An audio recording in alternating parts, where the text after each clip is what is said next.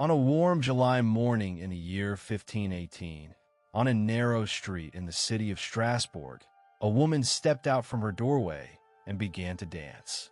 Her name, as the surviving records tell us, was Frau Trophia, and there was nothing joyful in the movement that overtook her. She did not dance to music, for there was none. She did not dance for an audience, for none had yet gathered. She simply began, her arms rising and falling, her feet carrying her in slow turns across the packed dirt, her body bending and swaying as though pulled by some invisible hand she could neither see nor refuse. At first, those who passed her must have smiled, or shaken their heads, or muttered some small remark about a woman who had perhaps drunk too deeply or grieved too long. But the smiles did not last, for Frau Trophia did not stop. The morning wore on toward noon, and still she danced. The sun climbed and began its slow descent, and still her feet moved. Sweat soaked through her clothes. Her face, witnesses would later recall, showed no pleasure at all, only a strange and silent exhaustion, the look of someone trapped inside her own flesh, watching it betray her. She danced through that first day and into the night. When darkness fell over the timbered houses and the church bells marked the passing hours, she danced on by the light of whatever lamps spilled into the street. She danced into the next day and the next, pausing only when her body finally collapsed in a brief, twitching sleep before rising again to resume the same relentless motion. By some accounts, she danced for 4 days, by others nearly a week, her shoes worn through, her feet bloodied, her movements growing wild and ragged even as they refused to cease. And then came the thing that turned a curiosity into a horror. Within days, she was no longer alone. A second woman joined her in the street, and then a third, and then more, men and women alike, drawn into the same wordless, joyless dance as though it were a fever passing from body to body through the very air of the city. By the end of that first week, the chroniclers tell us, more than 30 people were dancing in the streets of Strasbourg, and the number was climbing. They danced without music, without celebration, without any reason that anyone could name. The people of the city gathered to watch, and in their watching a single question began to spread, quiet and cold and unanswerable. What sickness was this that made the body dance against the will, and where, they wondered, would it end? To understand how a single dancer could become 30 and 30 become hundreds, you must first understand the city into which this affliction crept, for Strasbourg in the summer of 1518 was a place already worn thin by suffering. The dancers did not emerge from a contented people. They rose out of a population that had been pressed year after year to the very edge of what a human being can endure.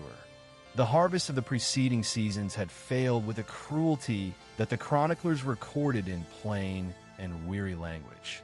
Grain prices had climbed beyond the reach of the poor, and the poor in Strasbourg were many. Bread, the foundation of every meal and every life, had become a thing to be measured and feared. Winters had come hard and long, and the cold had killed those whom hunger had already weakened. In the countryside surrounding the city, peasants abandoned their fields and drifted toward the walls, hoping the city might offer what the land no longer could, only to find the same scarcity waiting for them behind the gates. And where hunger walked, disease followed close behind. Smallpox moved through the crowded lanes. Syphilis, that new and terrible affliction the people called the Great Pox, spread among them. And worse than all, the memory of the plague itself, the true plague of swollen flesh and blackened skin, still lay heavy on the collective mind, for it had returned again and again across the generations, and no one could say with confidence that it would not return once more. To live in Strasbourg was to live always within sight of the grave, to bury children and parents and neighbors, and to wonder, quietly, when one's own turn would come. Over all of this hung a sky thick with religious dread. This was the very eve of the Reformation, a moment when the old certainties of the church were beginning to crack, and the air was full of talk of sin, of divine punishment, of a God whose patience with a wicked world might at last be running out. The poor were told that their suffering was deserved, that famine and pestilence were the wages of human failing, and so they carried not only the weight of their hunger, but the weight of their guilt as well. They prayed to saints for protection, and they feared that the saints had turned away. Into such a world of empty stomachs and broken bodies and trembling souls, came a dance that no one had chosen and no one could stop. And perhaps, looking back across 5 centuries, we should not wonder that it spread so quickly. We should wonder, instead, that it had not come sooner. By the time the dancing had spread beyond a handful of sufferers, the magistrates of Strasbourg understood that they faced something they could neither ignore nor explain. They turned, as men of standing did in those years, to the learned physicians of the city, expecting from them the comfort of an answer. And the physicians, examining the afflicted, ruled out the usual suspicions of demonic possession and astrological misfortune, settling instead upon a diagnosis drawn from the ancient medicine of Galen.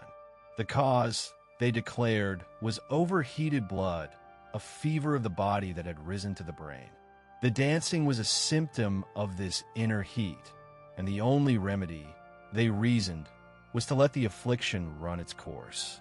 The dancers must be allowed to dance, freely and without interruption, until the burning humors were spent and the body returned to balance. It was, by the logic of the age, a sensible conclusion. It was also a catastrophe. The city authorities embraced the prescription with grim efficiency. They cleared open spaces for the afflicted, opening the guild halls of the corporations to them, and even, according to the chronicles, setting aside a stage near the horse market and the grain market where the dancers might move without obstruction. They hired musicians, pipers, and drummers to accompany the movement and quicken the rhythm.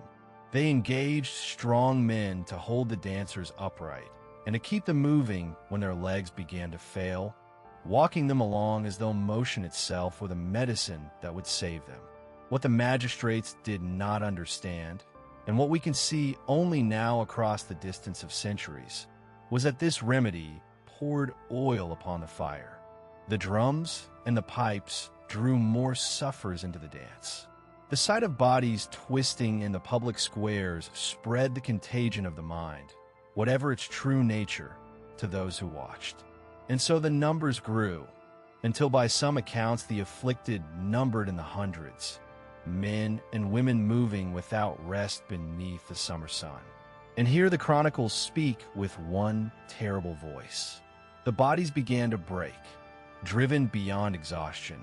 The dancers suffered strokes and heart attacks, their hearts failing under the relentless strain. Their feet, worn raw, left blood upon the stones. The physician Paracelsus, writing some years afterward, claimed that as many as 15 people were dying each day at the height of the affliction, though we cannot now confirm that grim arithmetic. What is certain is that people died, that the cure prescribed by the wisest men of the city was killing those it was meant to heal, and that Strasbourg, in its desperation, had begun to dance its own people into their graves. In the end, it was not the physicians who turned the tide, but the saints. As the death toll mounted and the guild halls failed, the city changed its course entirely. The music was silenced, the dancing forbidden in the public squares, and the afflicted were gathered up and carried out of the city to a shrine high in the hills near Saverne, a place dedicated to Saint Vitus. There, before a wooden effigy of the saint, the sufferers were led in red shoes, their feet anointed with holy oil, small crosses pressed into their hands. The priests prayed over them, and slowly, in the cool of that distant chapel, the dancing began to ebb. By the early days of September, the streets of Strasbourg had grown quiet once more, and the plague that had seized the town simply faded as mysteriously as it had come. What remains is the question that no chronicle could answer, and that lingers still. Some who study the affliction today point to ergot, a poisonous mold that grows upon damp rye and produces convulsions, hallucinations, and a burning in the limbs. It is a tempting explanation, for the harvests have been wet, and the bread of the poor was made from rye. Yet others note that ergot poisoning typically cripples the body rather than driving it to dance for days on end, and that the coordinated, sustained movement of hundreds does not fit the ravages of the fungus. And so, a second theory has gained favor among historians, that this was a mass psychogenic illness, a sickness not of the body but of the mind, born of unbearable stress. A people crushed by famine and disease, steeped in a culture that genuinely feared the wrath of Saint Vitus, may have fallen into a kind of collective trance, their suffering escaping through their limbs in a form their world could recognize. The historian John Waller has argued this case most forcefully, and yet even he would not claim the matter settled. The truth is that we do not know, and across 5 centuries we cannot know, what truly moved those bodies through the streets. What we're left with, then, is the image itself, undimmed by time. A woman steps from her doorway on a July morning and begins to dance, and cannot stop, and within days a city dances with her, and within weeks some of them are dead upon the stones. Whatever its cause, the dancing plague of 1518 stands as a reminder of how thin the membrane is between order and chaos, and how a town pressed to the edge of endurance might, without ever meaning to, dance its way into the grave.